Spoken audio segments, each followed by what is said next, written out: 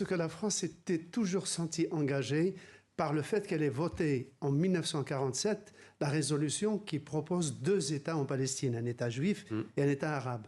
Quand la première proposition a été créée en 1948 avec l'État d'Israël, la France a reconnu l'État d'Israël un an après, mais elle l'a reconnu.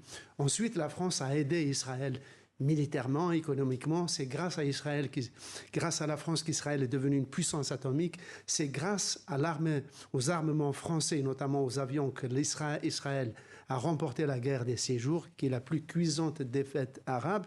Mais à partir de 1967, dès lors qu'Israël est devenu un État occupant de la partie du territoire qui devait être affectée à l'État arabe, ce qui était prévu, ce qui est toujours prévu par le droit international, De Gaulle avait imposé un embargo à Israël.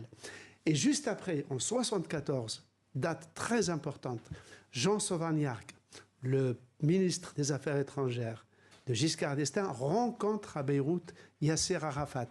C'est pour la première fois une grande puissance reconnaît l'OLP et donc le tabou tombe. Un an après, l'OLP ouvre son premier bureau en Europe occidentale. 1975. 1975.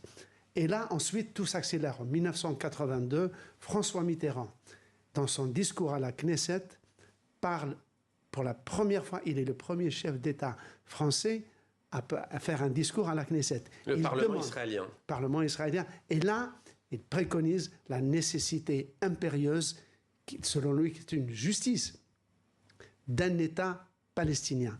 Plus tard, c'est le même Mitterrand qui obtiendra en 88 de Yasser Arafat, qui déclarera la charte de l'OLP caduque, parce que cette charte prévoyait un seul État où juifs, chrétiens et musulmans vivraient en paix, et ce qui a ouvert la voie aux accords d'Oslo et à tout ce qui s'était ensuivi. Donc là, avec cette reconnaissance, en fait, cette reconnaissance vient de loin. Elle a tardé à un moment donné, on avait l'impression que la France cherchait un peu ses repères ou perdait ses repères. Et là, on revient dans l'axe de la continuité de l'État français. Car cette reconnaissance, ce n'est pas une reconnaissance d'Emmanuel Macron, c'est une reconnaissance régalienne de l'État français.